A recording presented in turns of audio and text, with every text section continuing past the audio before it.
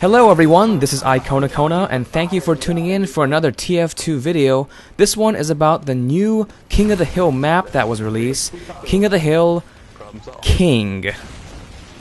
Am I the only one that thinks it's a little weird to name a map King when King of the Hill is already... It doesn't matter. Anyway, new map out there, Chinese themed King of the Hill map.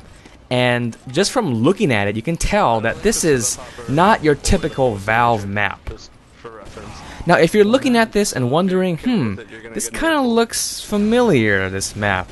Well, it might be because you've played Call of Duty, and in Call of Duty, they actually remade the Carrington map in kind of like a Chinese-themed Chinatown kind of thing. And that was the first thing that came to my mind when I went on this map was, this is not your typical Valve map, just by the look of it. It doesn't follow the standard color schemes. There's a lot of different vibrant colors here. You can see all the neon signs. It's set in an urban setting, which I think is Valve's first urban setting map. Honestly, when this came out, I was like, this looks like a custom map, because Valve usually never does urban type of maps. Now, I made a video a while back about a tier list for the classes in King of the Hill, where I ranked which classes I think are best for King of the Hill types of maps. It's not a solid list, it does change map to map, and I found that there are some slight differences in this map than that tier list, and I'll put a link to that video so that you guys can check it out. Now, I thought that the Pyro was going to do well, because I put Pyro at the top of that tier list, because Pyro just goes in there, W plus M1 and M2, and it's usually really effective, but I tried to jump on Pyro and do this, and I immediately got mowed down by anyone else who had more range than me, and I think it's because of the open nature of the center point right here. As you can see, it's very open in this area, so you can see the enemy team coming from like a mile away, which is probably why I wasn't doing so well as a Pyro rushing in on the top. As you can see there was a little bottom area right below the point, and I think that would be a little bit better for flanking the enemy with Pyro. You know, you don't have to stand out in the open and get shot all the time. You can actually use corners to your advantage and try and flank the enemy. Like most other King of the Hill maps, there isn't much health or ammo to go around, so your team is going to be fighting for those ammo packs and those health packs. There is a small ammo pack and a small health pack, both on the side bridges, so each team has their own. Also on the bottom portion here, there's a medium-sized med pack as well as a small ammo pack. Most of the ammo you're actually going to be picking up from dead teammates or dead enemies. I found that I was doing that a lot as Engineer. Now, speaking of Engineer, the classes I had like the most fun, and I think that are very effective on this map, are Engineer and of course Medic. You're going to need a Medic. But Engineer is really key, and I've mentioned this before in my tier list video for King of the Hill, that the Dispenser is going to be your best friend, because there really is not a lot of ammo or health to go around. So you can put a Dispenser right here, and look how easy it is. A nice wall to hide behind, you know, gain some more health, some more ammo, and then go back out and make another push. By the way, I was doing a lot of killing, and for some reason the server lagged, so there was nothing on my kill feed, and all of a sudden, boom, got a lot of kills. Now, the Dispenser is not the only good thing going for the Engineer. I found that the mini-sentry is super effective on this map, because it is wide open. There's not that many corners for, let's say, Pyros to hide behind once they're caught out in the open. So you drop a mini-sentry, it just starts pecking away at the enemy. You're going to do so much damage to them. So Engineer, Battle Engie especially, is very good.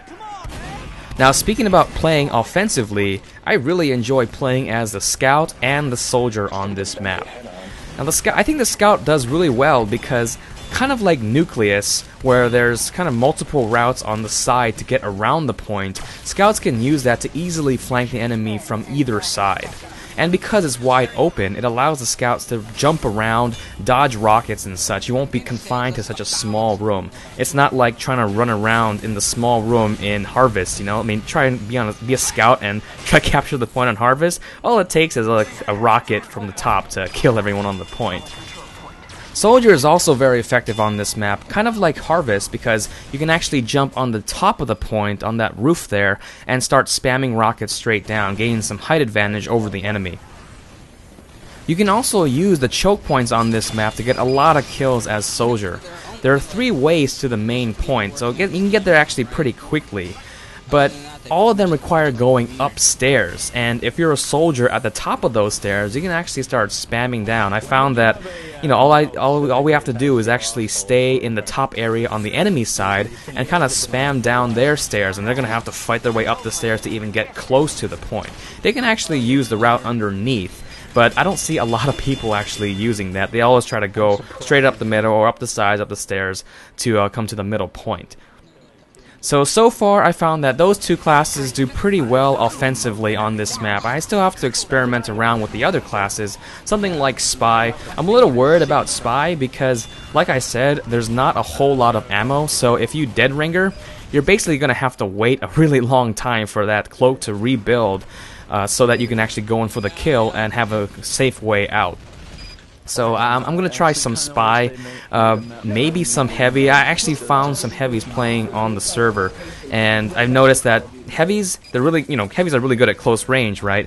But because this area is really wide open, you can see the Heavy from like a mile away, and so you can actually get first hit on the Heavy before they can really do anything to you. So Heavy, it's okay, but I'm sure if you use the bottom routes or something like that, or jump around corners, that would be a more effective way to play that class. So that is a brief look at the new Koth King map, the map that was supposed to come out with the Triad update, but came out a week later. That's okay, as long as it comes out, and that's good. You know, Valve time, right? But yeah, a lot of fun to play. You guys should definitely go out there and play it. It's definitely something that you've never seen before come out of Valve. I've never seen a map that looks like this, so go out there and have fun.